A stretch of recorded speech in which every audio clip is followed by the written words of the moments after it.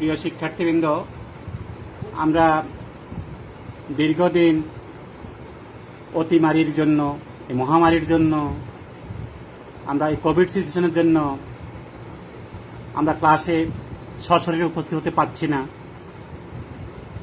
আমরা দেরিতে হলেও তোমাদের কিছুদিন আগে মোটামুটি পরীক্ষাটা শেষ করেছ। এখন তোমরা দ্বিতীয় পর্ব থেকে তৃতীয় পর্বে উঠেছ। আমি নিপুল চন্দ্র কর্মকার, ইন্সট্রাক্টর ইলেকট্রিক্যাল, তোমাদের সাথে আছি। তোমাদের উৎকণ্ঠার কোনো কারণ নেই, আমরা তোমাদের সাথে আছি। প্রিয় শিক্ষার্থীবৃন্দ, তোমরা তৃতীয় পর্ব ইলেকট্রিক্যাল এবং তৃতীয় পর্ব ইলেকট্রোমেডিক্যাল তোমরা যেখানে আছো, তোমরা ময়মনসিংহ পলিটেকনিক ইনস্টিটিউট অনলাইন ক্লাসে যুক্ত হয়ে যাও। তোমাদের চিন্তার কোনো কারণ নেই, আমরা তোমাদের সাথে আছি। আমি এখন সার্কিট 2, যেটা তোমাদের কাছে একটু ভয়ের, একটু উদ্বেগের, কিন্তু কোনো কারণ নেই। প্রিয় শিক্ষার্থীবৃন্দ, কোনো কারণ নেই, আমি তোমাদের সাথে আছি। কোনো সমস্যা নেই। তোমাদের যে কোনো সমস্যার সাথে আমরা সমব্যথিত, আমরা আছি। তোমাদের কষ্ট আমরা জানি, তোমাদের কষ্ট হচ্ছে, কিন্তু এটা খুব বেশি দিন থাকবে না, প্রিয় শিক্ষার্থীবৃন্দ।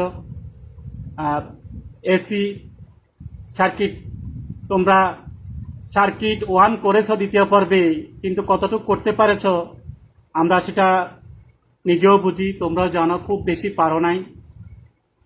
কোনো রকম পরীক্ষা দিয়ে তোমরা তৃতীয় পর্বে উন্নীত হয়েছ। আমাদের এই সার্কিট 2 এর সাথে সার্কিট 1 অঙ্গাঙ্গি যদি আমরা ভালোভাবে না বুঝি, সার্কিট 2 এ আমাদের খুব কষ্ট হবে এবং তোমাদেরও কষ্ট হবে, কিন্তু কোনো সমস্যা নাই, আমি আছি তোমাদের সাথে, আমি আছি, কোনো সমস্যা নেই।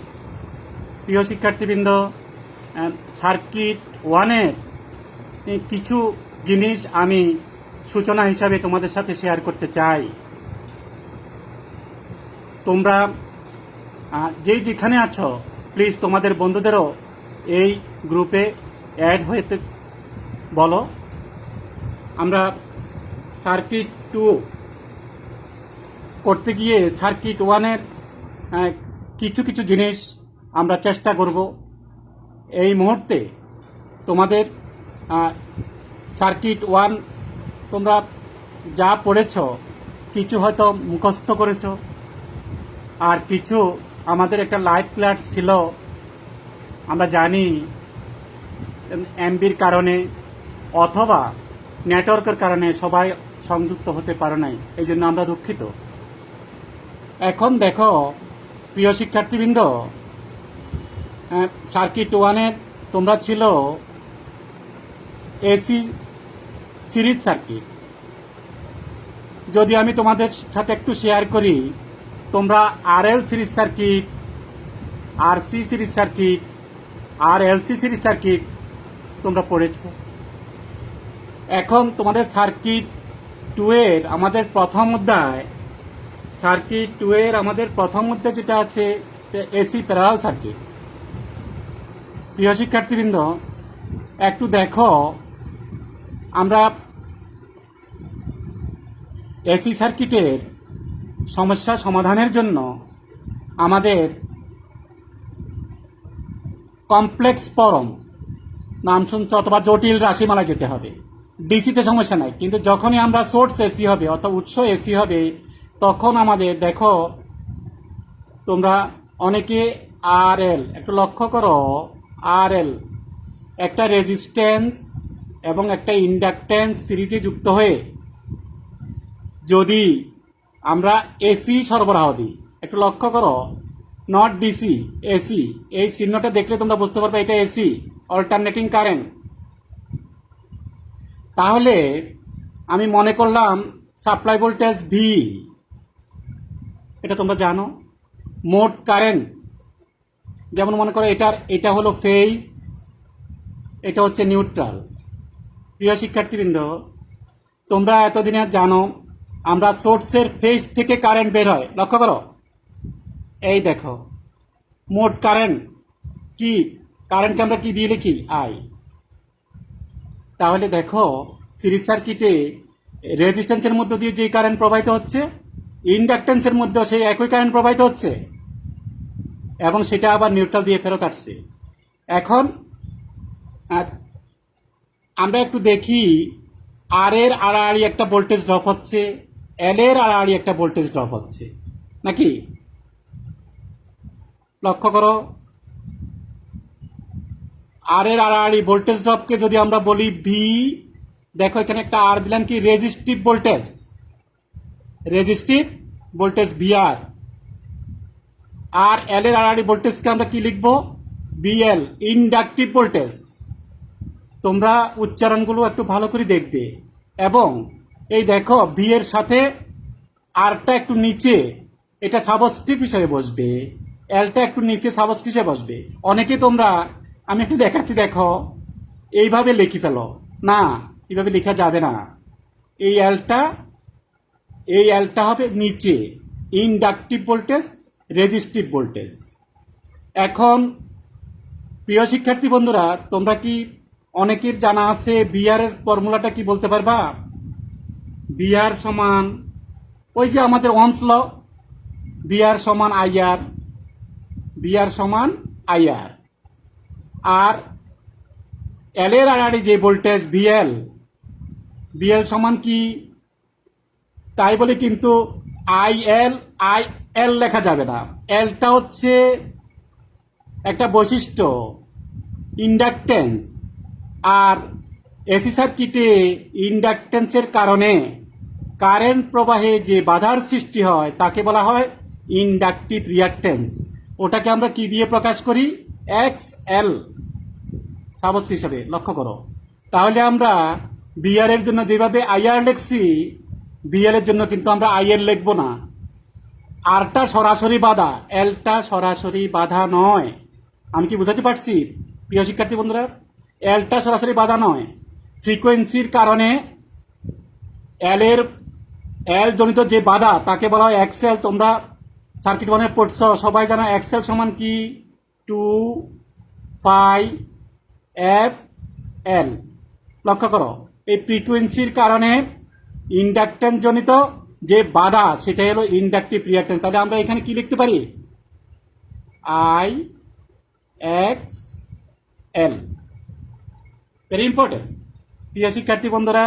এই যে ভিআর এবং বিএল সাপ্লাই দিলাম আমি ভোল্টেজ বি, তাহলে এই ভোল্টেজটা দুইটা লোডে ভাগ হয়ে গেল। একটু লক্ষ্য করো, যদি ডিসি সার্কিট হইতো, আমরা কিন্তু এসি সার্কিট নিয়ে কাজ করতেছি, যদি ডিসি সার্কিট হইতো তাহলে আমরা বলতে পারতাম সিরিজ সার্কিটের বৈশিষ্ট্য অনুযায়ী, তাহলে মোট ভোল্টেজ কত, বি সমান সমান ভিআর যোগ বিএল। কিন্তু না, এসি সার্কিটে সেটা হবে না, ডিসি সার্কিট হলে হতো। এসি সার্কিটে এই দুইটা রাশির ভেক্টর যোগফল হবে। লক্ষ্য করো, এই যে ভেক্টর, এখানে ভেক্টর দিতে হবে, এখানে ভেক্টর দিতে হবে সরাসরি। মনে করো আমরা যখন প্র্যাকটিক্যাল করাবো সশরীরে, তোমরা দেখবা যে এই ভিআর এবং বিএল দুইটা ভোল্টমিটার দিব, দুইটা ভোল্টমিটারে সরাসরি যোগফল সাপ্লাই ভোল্টেজের সমান হবে না। কিন্তু ডিসি সার্কিটে এটা সমান হতো। ডিসি সার্কিটে কি হতো, সাপ্লাই ভোল্টেজ সমান বিভিন্ন লোডের ভোল্টেজের যোগফল, আর এখানে কি হবে, সেটা ভেক্টর যোগফল। কি হবে, ভেক্টর যোগফল। এই জন্য আমরা কি করি, তোমরা, আমি এসি সার্কিট 2 এর জন্য 1 এর সংক্ষিপ্ত একটা সূচনা আমি দিচ্ছি, এই জন্য তাহলে আমরা 2টা ভালোভাবে বুঝতে পারবো। এখন দেখো সিরিজ সার্কিটে তুমি লক্ষ্য করো, আর এর মধ্য দিয়ে যে কারেন্ট, এল এর মধ্য দিয়েও সেই কারেন্ট, অর্থাৎ সিরিজ সার্কিটে কারেন্ট সমান থাকে। আর এই জন্যই সিরিজ সার্কিটের ভেক্টর চিত্র অঙ্কনের সময় কারেন্টকে আমরা রেফারেন্স হিসাবে ধরব, নির্দেশক হিসাবে ধরব। তাহলে দেখো আমি ভেক্টরটা অঙ্কন করতেছি।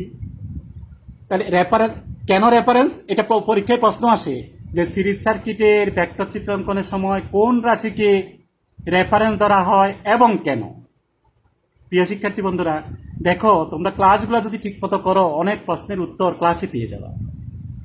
তোমরা কি বলবা যে যেহেতু সিরিজ সার্কিটের সকল লোডে কারেন্ট সমান থাকে, এই জন্য সিরিজ সার্কিটের ভেক্টর চিত্র অঙ্কনের সময় কারেন্টকে রেফারেন্স বা নির্দেশক অক্ষ হিসাবে ধরা হয়। ধরলাম এই দেখো এটা কি কারেন্ট। কারেন্টকে আমরা যে কোনো ভেক্টর আঁকার সময় একটা রেফারেন্স দরকার হয়, কারেন্টকে আমরা রেফারেন্স হিসেবে ধরলাম। আচ্ছা, তোমরা সার্কিট ওয়ানে ক্লাস করেছ বা বইতে পড়েছ, বলো তো এই কারেন্টের সাথে একই অক্ষে অবস্থান করে কে? অনেকে পারো অনেকে পারো না, আমি বলতেছি সবসময় মনে রাখবা কারেন্টের সাথে একই অক্ষে অবস্থান করে রেজিস্টিভ ভোল্টেজ ভিআর। কে? Resistive voltage VR. কারণ রেজিস্টিভ সার্কিটে আমরা জানি কারেন্ট এবং ভোল্টেজের মধ্যে কোনো কৌণিক ব্যবধান থাকে না। এই দেখো একই অক্ষে অবস্থান করবে কে? ভিআর। এর নাম কি? Resistive voltage.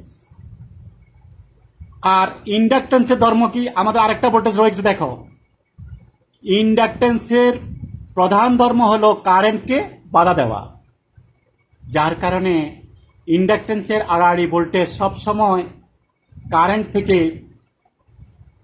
90 ডিগ্রি আগে থাকে, কারেন্ট থাকে 90 ডিগ্রি পিছনে। তাহলে কোথায় হবে? দেখো রেফারেন্স অ্যাক্সিস বরাবর 90 ডিগ্রি উপরে। একটু লক্ষ্য করো শিক্ষার্থী বন্ধুরা, কোথায়? 90 ডিগ্রি আগে। তাহলে সাথে সাথে আমরা আরও একটি জিনিস শিখে গেলাম, ইন্ডাকটিভ সার্কিটে কারেন্ট অপেক্ষা ভোল্টেজ 90 ডিগ্রি আগে থাকে। তাহলে এটাকে আমরা এখন কি লিখব? কোন ভোল্টেজ এটা? Inductive voltage VL. Inductive voltage VL. Inductive voltage VL. এখন ভিআর এবং ভিএলকে সন্নিহিত বাহু ধরে আমরা একটা আয়তক্ষেত্র অঙ্কন করি। একটু লক্ষ্য করো, আমরা একটা আয়তক্ষেত্র অঙ্কন করি। কি? রেজিস্টিভ ভোল্টেজ ভিআর এবং ইন্ডাকটিভ ভোল্টেজ ভিএলকে সন্নিহিত বাহু ধরে একটি আয়তক্ষেত্র অঙ্কন করি। এখন আয়তক্ষেত্রের কর্ণ, এই যে মনে করো একটা ও বিন্দু, ও বিন্দুতে দুইটা বাহু আছে ভিআর এবং ভিএল। এখন একটা কর্ণ অঙ্কন করি। লক্ষ্য করো একটা কর্ণ অঙ্কন করলাম। তাহলে এখন বলো এই কর্ণটার মান কি হবে? ওই যে supply voltage B, supply voltage B. এতটুকু বুঝতে পারছো কিনা? এখন আসো, তোমরা আরো জানো যে আমরা পাওয়ার ফ্যাক্টর বলে একটা কথা বলি। পাওয়ার ফ্যাক্টর তোমরা ইতিমধ্যে জানো, কস থিটাকে আমরা পাওয়ার ফ্যাক্টর বলি। এটার আরো সংজ্ঞা আছে, 2-3টা আমরা বলবো। এখন এটা হলো পাওয়ার ফ্যাক্টর, কিন্তু এই যে থিটা হলো পাওয়ার ফ্যাক্টর অ্যাঙ্গেল বা পাওয়ার ফ্যাক্টর কোণ। এখন এই চিত্রে থিটা কোনটা হবে আমরা অনেক সময় ভুল করে ফেলি। প্রিয় শিক্ষার্থী বন্ধুরা, দেখো কারেন্ট এবং সাপ্লাই ভোল্টেজের মধ্যবর্তী যে কোণ, কারেন্ট এবং সাপ্লাই ভোল্টেজের মধ্যবর্তী যে কোণ সেটাই হইতেছে পাওয়ার ফ্যাক্টর অ্যাঙ্গেল। প্লিজ একটু ভালো করে মনে করো, ভালো করে মনে রাখো, কারেন্ট এবং ভোল্টেজের মধ্যবর্তী কোণটাই হইতেছে পাওয়ার ফ্যাক্টর অ্যাঙ্গেল।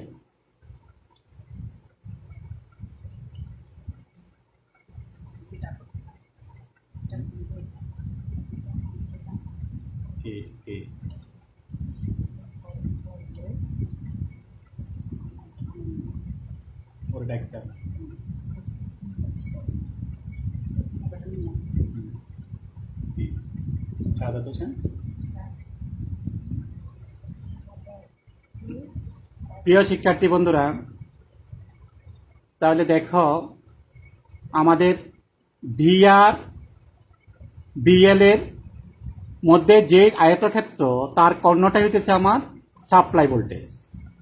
তার কর্ণটা হইতেছে আমার সাপ্লাই ভোল্টেজ। সাপ্লাই ভোল্টেজ এবং কারেন্টের মধ্যবর্তী যে কোণ সেটা হইতেছে পাওয়ার ফ্যাক্টর অ্যাঙ্গেল। আর ওই অ্যাঙ্গেলের কসের মানটাকে বলা হয় পাওয়ার ফ্যাক্টর।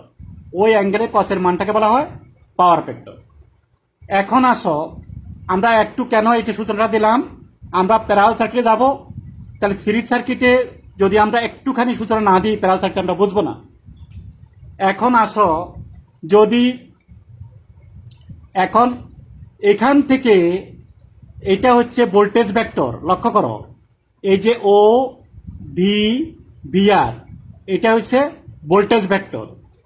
এখন যদি আমরা ইম্পিডেন্স ত্রিভুজ, তোমরা নাম শুনছো, ইম্পিডেন্স ত্রিভুজে আমরা যেতে চাই, আসো দেখি আমরা বিআর এর ফর্মুলাটা বসাই। বিআর সমান কি? আইআর। আর এসি সার্কিটের সম্মিলিত বাধাকে কি বলে? প্রিয় শিক্ষার্থী বন্ধুরা, তোমরা ইম্পিডেন্সের নাম শুনছ, ইম্পিডেন্স। ইম্পিডেন্স ইম্পিডেন্স তোমরা ইম্পিডেন্সের নাম শুনছ। এটাকে কি দিয়ে প্রকাশ করে তাও জানো তোমরা? কি দিয়ে প্রকাশ করে? জেড। এসি সার্কিটের সম্মিলিত বাধা, এই যে আর এবং এল, এই দুইটা মিলে এই কারেন্টকে যে বাধা দিচ্ছে তাকে বলা হয় ইম্পিডেন্স। এটাকে কি দিয়ে লেখা হয়? জেড দিয়ে প্রকাশ করা হয়। জেড দিয়ে প্রকাশ করা হয়। তাহলে আমরা এই বি সমান বিআর সমান আইআর, বিএল সমান একটু আগে দেখাইছি আই এক্সএল, আর বি সমান কি হইতেছে? I Z. Total voltage, total voltage সমান সার্কিট টোটাল কারেন্ট গুণন সম্মিলিত বাধা। সম্মিলিত বাধাকে আমরা বলি ইম্পিডেন্স। এখন দেখো, আমরা যদি এই যে আইজেড থেকে আইকে বাদ দিয়ে দিই, দেখো ইম্পিডেন্স ত্রিভুজ আমরা কীভাবে পাচ্ছি? আমি শুধু নিচের ত্রিভুজটাকে সরাই নিয়ে আসি, নিচের ত্রিভুজটাকে সরাই নিয়ে আসি, একটু লক্ষ্য করো।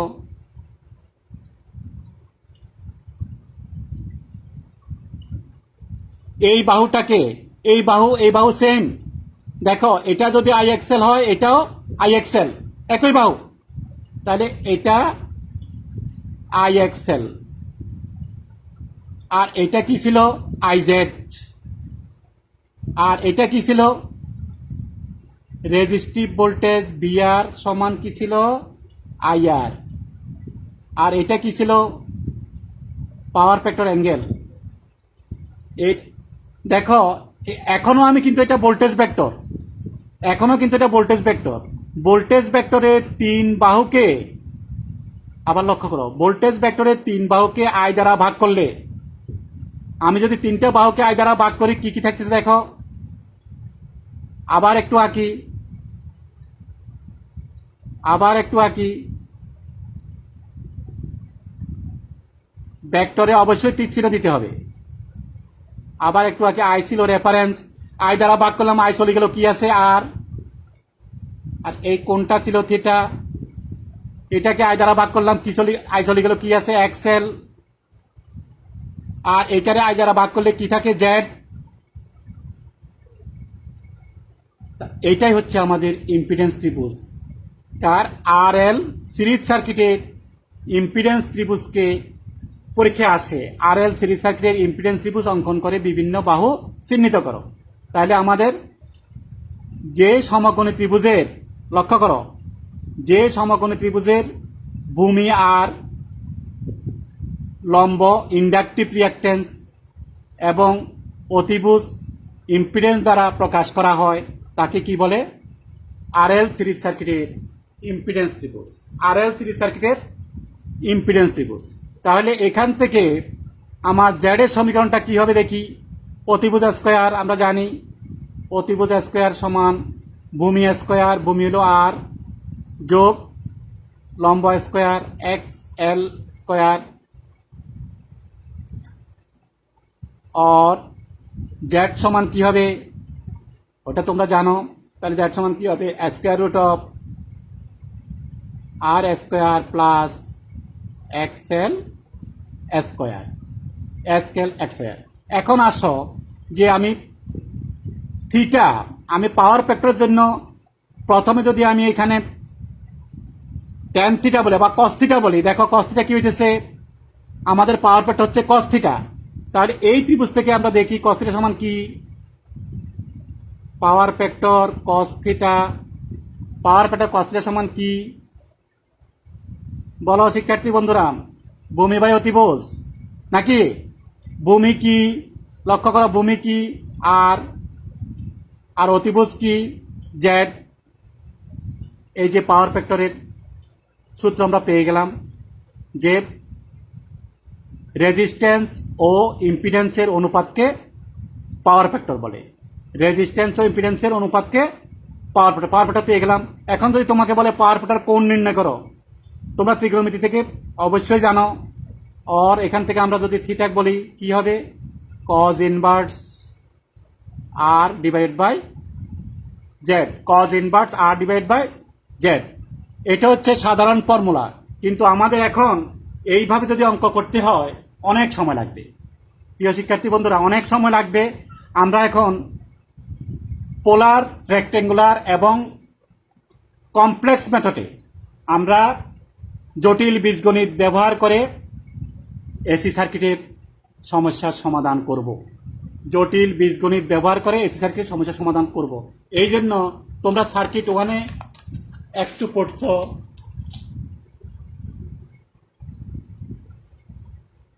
আমি দেখতেছি কল্লোল, কল্লোল তোমার কি ঘুম পাচ্ছে?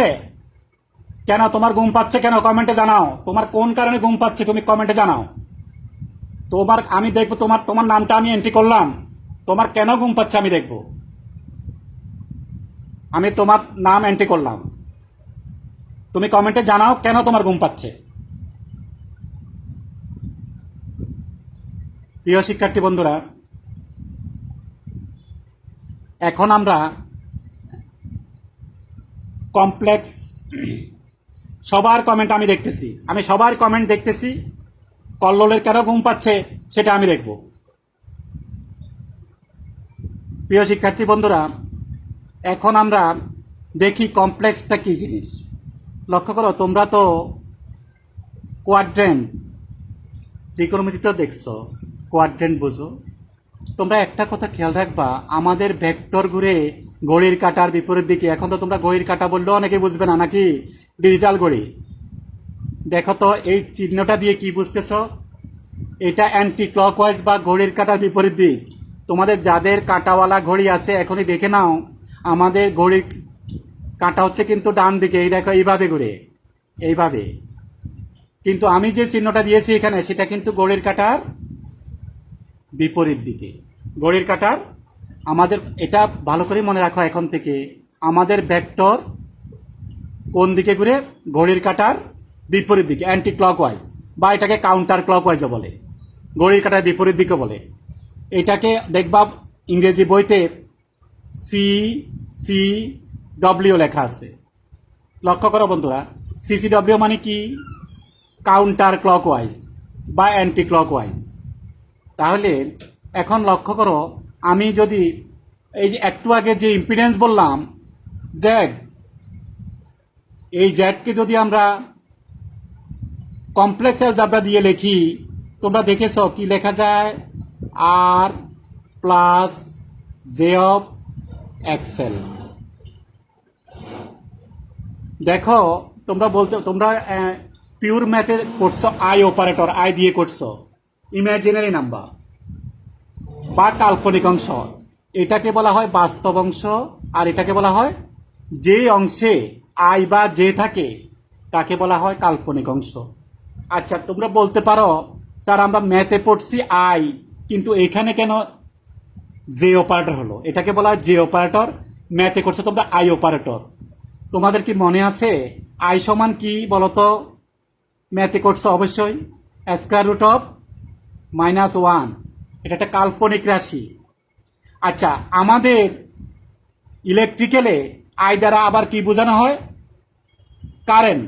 তাহলে ওখানে হইতেছে এটা ইমাজিনারি নাম্বার, আবার আমাদের কারেন্টের ক্ষেত্রে আই। এই দুইটার কি হয়ে যাবে? কনফিউজড হয়ে যাবে। এই কনফিউশনটা এড়ানোর জন্য আমাদের এই আই অপারেটরকে একই জিনিস আমরা কি বলি? J operator. ক্লিয়ার? এটা মাথায় রেখো কিন্তু। কেন এখানে আমরা আবার, তোমরা যখন ক্যালকুলেটরে, সায়েন্টিফিক ক্যালকুলেটরে, তোমরা সবাই কিন্তু সায়েন্টিফিক ক্যালকুলেটর 991 ইয়েসটা ব্যবহার করতে হবে। আমি আবার বলছি, তোমরা ক্যালকুলেটর হবে 991 ইয়েস, কারণ কমপ্লেক্স মোডে আমরা অঙ্ক করব। 991 ইয়েস এই ক্যালকুলেটর থাকতে হবে। এবং তোমরা মোড টিপে দেখবা CMPLX আছে কিনা। C M P L X, এই কথাটা আছে কিনা দেখবা। মোট টিপে অনেকগুলোতে আছে সিওএমপি, সিওএমপি থাকলে হবে না, সিওএমপি থাকলে হবে না, সিওএমপিও থাকবে, আবার সিএমপিএলএক্স কমপ্লেক্স, এটা সংক্ষেপে বলে কমপ্লেক্স। এইটা যে সাইন্টিফিক ক্যালকুলেটর আছে সেই সাইন্টিফিক ক্যালকুলেটর তোমাদের ইউজ করতে হবে, না হলে আমরা শর্টকাট অঙ্ক করতে পারবো না। আমাদের দেখবা এক একটা অঙ্কে, আমরা যখন অঙ্কে আসবো দেখবা অনেক পরিধি যায়, এক একটা অঙ্ক 2 পৃষ্ঠা 3 পৃষ্ঠা হয়ে যাবে, কিন্তু সেই অঙ্ককে আমরা 1 পৃষ্ঠা এমনকি আরো কম অর্ধেক পৃষ্ঠায় শেষ করব। তোমরা ক্লাসে আমার সাথে থাকো, দেখবা আমরা মজার মজার জিনিস দেখবো, মজার মজার জিনিস দেখবো। তাহলে ক্যালকুলেটর কি কিনবা? সাইন্টিফিক ক্যালকুলেটর, ওই যে মোড আছে, মোডটাকে টিপবা, ঠিক আছে? এই মোডটাকে প্রেস করলে দেখবা একবার ডিগ্রি আসতেছে, রেডিয়ান আসতেছে, সিওএমপি আসতেছে, ম্যাট্রিক্স আসতেছে এবং সিএমপিএলএক্স। প্রিয় শিক্ষার্থী বন্ধুরা, সিএমপিএলএক্স মোড আছে কিনা ওটা দেখে নেবা, তাহলে আমরা কমপ্লেক্স মোডে সরাসরি যোগ বিয়োগ গুণ ভাগ একসাথে করে ফেলতে পারবো। আমি দেখাবো, ক্রমান্বয়ে তোমাদের সব দেখাবো আমি। তাহলে এটা খুব ইম্পর্টেন্ট কথাগুলা, এই জন্য সব ক্লাসে থাকতে হয় বাবা, সব ক্লাসে থাকতে হবে। তাহলে কেন আয়ের পরিবর্তে আমরা যে লিখতেছি তোমরা কি বুঝতে পারছো? আচ্ছা, আরো একটা মজার জিনিস দেখো, তুমি কিন্তু ক্যালকুলেটর যখন প্রেস করবা তখন কিন্তু যে দেখবা না, কি দেখবা? আই দেখবা। কি দেখবা? আই। আচ্ছা, সেখানে মনে করো আমরা যদি লিখতে হয়, যেমন মনে করো আমি লিখলাম আর এর মান 10, একটু দেখো প্রিয় শিক্ষার্থী বন্ধুরা, প্লাস আমরা খাতায় যেটা লিখবো যে মনে করো 5, ওকে, আমরা 10 প্লাস জে 5, এটা একটা রেক্টেঙ্গুলার ফর্মুলা, তোমরা সবাই জানো। আমি একটুখানি আজকে সূচনাতে আসি, এই জন্য আমি আগামী দিন থেকে প্যারালাল সার্কিটে চলে যাব, তখন দেখবা জিনিসগুলো আরও একটু একটু হালকা জটিল লাগবে। তাহলে তোমরা ক্যালকুলেটর যখন অন করবা, কমপ্লেক্স মোডে যাবা, তখন তোমরা প্রথমে 10 লিখবা, ওকে 10 এসে গেল, প্লাসও দিবা। প্রিয় শিক্ষার্থী বন্ধুরা, তোমরা অনেকে জানো, যারা জানো না প্লাসও দিবা। এরপরে তুমি যে খোঁজ করলে পাইবা না, আমাদের আই আছে, এক এক ক্যালকুলেটারে এক এক রকম। আমি তোমাদেরকে যে কথাটা বলছিলাম যে 991 ইয়ের যেটা, সেখানে আমরা দেখো শিপ, উপরে শিপ একটা কথা আছে দেখো ক্যালকুলেটরে, SHIF, তোমরা সবসময় ক্যালকুলেটর নিয়ে বসতে হবে, ক্যালকুলেটর ছাড়া আমরা একদিনও পার করতে পারবো না। এই শিপটা টিপে তারপরে দেখবে ইএনজি আছে, ইএনজি, ইএনজি ঠিক বললাম, প্রথমে 10, তারপরে প্লাস, তারপরে আমরা এই যে লিখবো না, কি লিখবো? 5 লিখবো, আগে আগে কি লিখবো? 5, তারপরে কি করব? 5 এর পরে শিপ, শিপ দেওয়ার পরে ইএনজি, ইএনজি টিপ দিবার পরে দেখবে 5 এর সাথে এরকম একটা আই চলে আসছে। তোমরা যাদের ক্যালকুলেটর সাথে আছে এখনো ট্রাই করে দেখতে পারো, আমি সেই ক্যালকুলেটর ইউজ করে আগামীকাল থেকে তোমাদের সমস্যার সমাধান করব, আরও ক্লিয়ার হবে। প্রিয় শিক্ষার্থী বন্ধুরা, খুব ইম্পর্টেন্ট জিনিস, আমরা যদি জটিল মোডে, কমপ্লেক্স মোডে যদি ক্যালকুলেটর চালাতে না পারি, তাহলে সার্কিট 2 থেকে আমরা কিছুই আশা করতে পারবো না। আমি কি বুঝাইতে পারছি? আমরা এমন এক সাইন্টিফিক ক্যালকুলেটর ইউজ করব যেটার মধ্যে ওই প্রথমে বললাম মোড প্রেস করে দেখবা সিএমপিএলএক্স আছে কিনা, তাহলে আমি আশা করতেছি তোমরা কমপ্লেক্স অ্যালজেব্রা সহজে করতে পারবা। তাহলে যেই ভুলগুলো আমরা করি, আমরা লিখবো যে দিয়ে, পরীক্ষার খাতায় তুমি আই লিখতে পারবে না, লিখবো যে দিয়ে, কিন্তু কিভাবে আনবে? প্রথমে তুমি 10 টিপলা, ওকে, তারপরে প্লাস যেভাবে আছে, তারপরে কি যে প্রেস করবা না, প্রেস করবা কি 5 এর পরে কি করবা? শিফট দিয়ে ইএনজি, তাহলে 10 প্লাস 5 আই কথাটা আসবে। আমি কি বুঝাতে পারলাম? এটা হচ্ছে রেক্টেঙ্গুলার ফর্ম। রেক্টেঙ্গুলার ফর্ম কিভাবে বুঝবো? যেখানে যে যুক্ত রাশি আছে, প্রিয় শিক্ষার্থী বন্ধুরা, যেখানে যে যুক্ত রাশি আছে সেটাই হচ্ছে রেক্টেঙ্গুলার।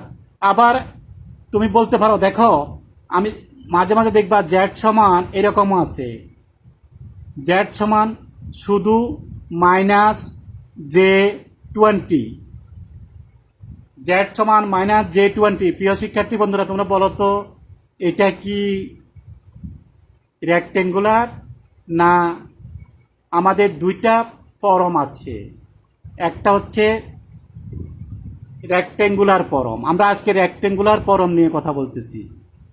আমরা আজকে কোনটা কথা বলতেছি? রেক্টেঙ্গুলার ফর্ম নিয়ে। তাহলে রেক্টেঙ্গুলার ফর্মে দেখো এখানে রিয়েল বা বাস্তব অংশ নাই, তার মানে এটাকে কি লেখা যেত? জেড সমান 0 মাইনাস J20। ক্লিয়ার? তাহলে 0 থাকা না থাকা একই কথা, কিন্তু তুমি যখন তুমি এটাকে কমপ্লেক্স মোডে আনবা তখন কি করবা? তুমি একটা 0 লিখতেও পারো, অথবা ডাইরেক্ট মাইনাস। দেখো প্রথমে 0 প্রেস করো, তারপরে মাইনাস প্রেস করো, তারপরে 20 প্রেস করো, তারপরে শিফট দিয়ে ইএনজি প্রেস করো, সাথে একটা এখানে যে আছে কিন্তু কি আসবে? আই চলে আসবে। এবং এইটাকে আমরা পোলারে সরাসরি নিতে পারবো। আমরা তো তোমাদের সার্কিট 1-এ সূত্র দিয়ে শিখছ, এখন আমরা কমপ্লেক্স মোডে গিয়ে এটা লেখার পরে আমরা যে 991 ইএস বললাম, অথবা এক একজনের কাছে এক একটা ক্যালকুলেটর আছে, 991 ইএস যদি আমরা ব্যবহার করি, প্রিয় শিক্ষার্থী বন্ধুরা তোমরা শিফট দেখো, শিফট দিয়ে SHIFT শিফট, আবার বলছি শিফট দিয়ে যদি আমরা কি করব? 2 প্রেস করি। শিফট দিয়ে যদি আমরা 2 প্রেস করি তখন দেখবা সেখানে লেখা আছে আর প্লাস মনে করো XI এরকম, আবার লেখা আছে তোমার আর অ্যাঙ্গেল থিটা, কয়েকটা অপশন আছে। তাহলে প্রিয় শিক্ষার্থী বন্ধুরা বলো তো আর প্লাস XI যেটা এটা হচ্ছে কি? রেক্টেঙ্গুলার। আর আর অ্যাঙ্গেল থিটা এটা কি? পোলার। তুমি এটাকে পোলার করতে চাও, আমরা কি করব? শিফট দিয়ে 2 টিপার পরে এরকম কয়েকটা অপশন আসবে, অথবা কোনো ক্যালকুলেটরে ডাইরেক্ট লেখা আছে রেক্টেঙ্গুলার পোলার। তুমি কি এটাকে পোলার মেথডে নিবা? এইভাবে দিয়ে চিহ্নের সাথে আবার লেখা আছে POLAR। ভেরি ইম্পর্টেন্ট জিনিস প্রিয় শিক্ষার্থী বন্ধুরা। তখন তুমি দেখবা এটা কি একে আছে না 2-এ আছে, কোনটাতে আছে। তাহলে তুমি যদি মনে করো এটা 2-তে আছে বা 3-এ আছে, ওটা প্রেস করার সাথে সাথে এটা দেখবা একটা ডাইরেক্ট পোলারে চলে আসবে। এটা সম্ভবত 20 অ্যাঙ্গেল -90 ডিগ্রি এরকম আসবে। তোমরা যারা ক্যালকুলেটর নিয়ে বসে আছো সব সময় সাথে ক্যালকুলেটর থাকতে হবে। সার্কিট 2 ক্যালকুলেটর ব্যতীত অচল। তোমরা সার্কিট 2 বইটা অনেকে কিনেছ, বিভিন্ন রাইটার আছে, যে রাইটার হোক আমার কোনো অসুবিধা নাই। প্রিয় শিক্ষার্থী বন্ধুরা সার্কিট 2 বইটা বাংলায় বাজারে বিভিন্ন রাইটার আছে, হক প্রকাশনী আছে, টেকনিক্যাল প্রকাশনী আছে, RS প্রকাশনী আছে। আমি তোমাদেরকে এটা বলবো না যে কোনো রাইটার একটু বেশি লিখছে, কোনো রাইটার একটু কম লিখছে, কেউ একটু অঙ্ক বেশি লিখছে, কেউ থিওরি বেশি লিখছে, ওটা। তবে একটা কথা খেয়াল রাখো, বাংলা বইতে অনেক ভুল আছে বাবা, বাংলা বইতে অনেক ভুল আছে। আমি সেই ভুলগুলা তোমাদের যখন ফিজিক্যাল ক্লাসে আসব, আমরা আশা করতেছি খুব শীঘ্রই আমরা ফিজিক্যাল ক্লাসে আসব, আমি সব ঠিক করে দেব। তোমরা আপাতত আমার এই অনলাইন ক্লাসে থাকো। তাহলে ক্যালকুলেটার সবাই নিয়ে বসতে হবে। ক্যালকুলেটারে সম্ভবত 20 অ্যাঙ্গেল মাইনাস ডাইরেক্ট চলে আসবে। আর যদি আমরা সূত্র দিয়ে করতে হতো, তোমরা কি প্রথম সার্কিট 1-এ কি স্যাররা বলছিল কি না? দেখো এই মনে করো আসলো জেড সমান 10 প্লাস J20। তাহলে আমরা কি করতাম? জেড সমান কি করতাম? স্কোয়ার রুট অফ, একটু ভালো করে লক্ষ্য করো, প্রথম রাশির বর্গ যোগ জে ব্যতীত দ্বিতীয় রাশির বর্গ। তারপরে কি ছিল? এইভাবে দেখো একটা কোণ ছিল, তারপরে কোণের ভিতরে কি? Tan inverse. মনে রাখতে হবে এগুলা। ট্যান ইনভার্স উপরে কি হবে? উপরে জে ব্যতীত দ্বিতীয় রাশি সাইন ছ। দেখো এখানে কিন্তু প্লাস আছে, প্লাস বসাইতে হয় না, যদি মাইনাস থাকতো মাইনাস বসাইতে হইতো। জে ব্যতীত দ্বিতীয় রাশি ডিভাইডেড বাই প্রথম রাশি কি 10। তাহলে এখানে কাজ করে যেটা পাইবা এটা হয়তো এরকম একটা রাশি হবে, আর এই যে কোণের ভিতর রাশি হবে। এখন যে কথাটা বললাম আমি একটু আগে যেটা দিয়েছিলাম সেটাতে একটু আসো দেখি। জেড সমান 0 মাইনাস জে অফ 20। দেখি আমরা এটাতে এটা অ্যাপ্লাই করি দেখি একটু। দেখো square root of 0 square plus যে ব্যতীত দ্বিতীয় রাশি কি -20 whole square angle tan inverse উপরে কি যে ব্যতীত দ্বিতীয় রাশি চিহ্ন সহ। দেখো এখানে কিন্তু আমি +20 বসাইছিলাম, কিন্তু এখানে প্লাস বসাইতে হয় না, এখানে কিন্তু মাইনাস অবশ্যই দিতে হবে। কি দিতে হবে? -20। নিচে কি প্রথম রাশি কি 0, প্রথম রাশি কি 0।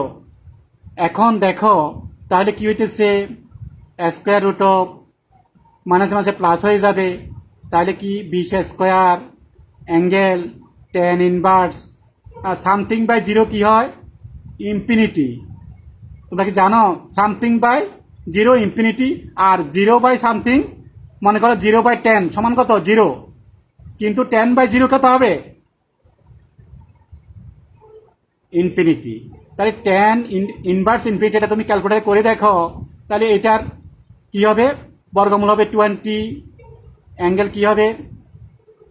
ওই যে মাইনাস থাকার কারণে এখানে একটা মাইনাস কোণ আসবে, কথা বলছো? এখানে একটা মাইনাস কোণ আছে, মাইনাস কত হবে? ইনফিনিটিটা ইনভার্স করে দেখো কত আসবে? 90 ডিগ্রি। তাহলে দেখো কতক্ষণ সময় লাগতেছে। হ্যাঁ, এইভাবে আমরা অনেক সময় লেগে যাবে, অনেক সময় লেগে যাবে। আমরা এই জন্য কোন মোডে করব প্রিয় শিক্ষার্থী বন্ধুরা? কমপ্লেক্স মোডে করব।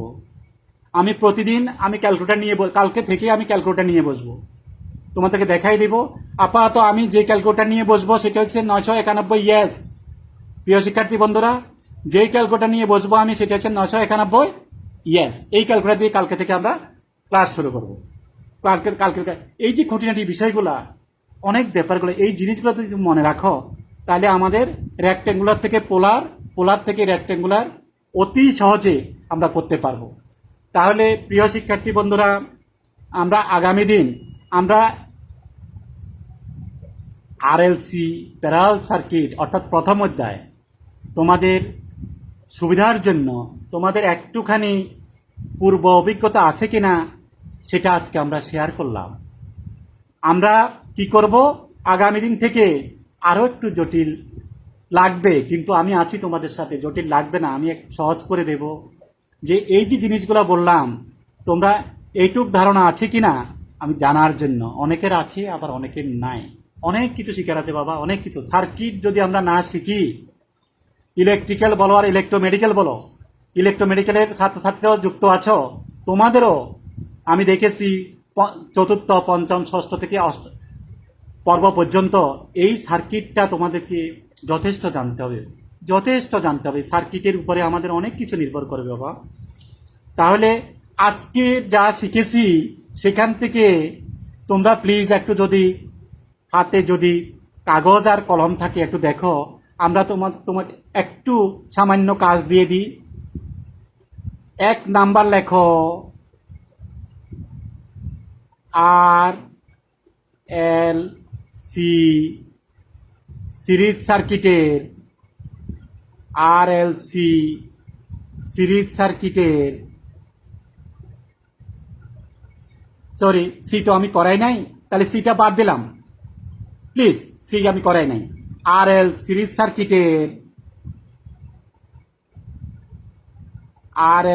সার্কিটের ভোল্টেজ ভেক্টর, আমি দুইটা কিন্তু দেখাইছি। ভোল্টেজ ভেক্টর তোমরা একটু লিখে নাও, RL সিরিজ সার্কিটের ভোল্টেজ ভেক্টর এবং ইম্পিডেন্স ত্রিভুজ এবং ইম্পিডেন্স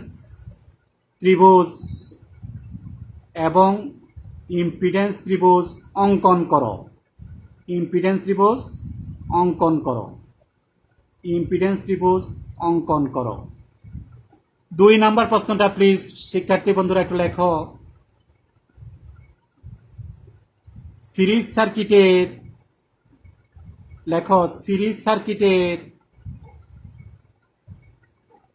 সিরিজ সার্কিটের ভেক্টর চিত্র অঙ্কনের সময় সিরিজ সার্কিটের ভেক্টর চিত্র অঙ্কনের সময়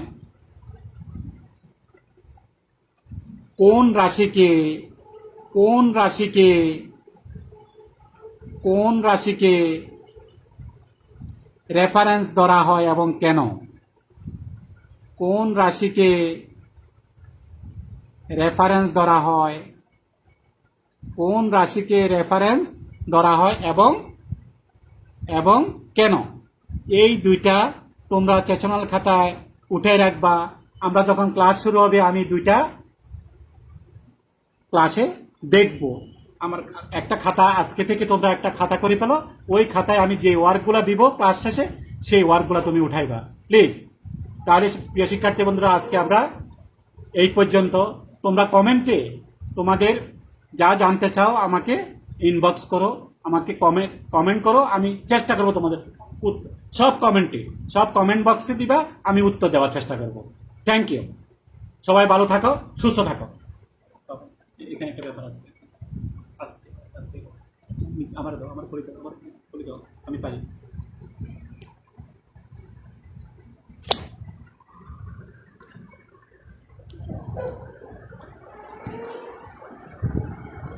Finish.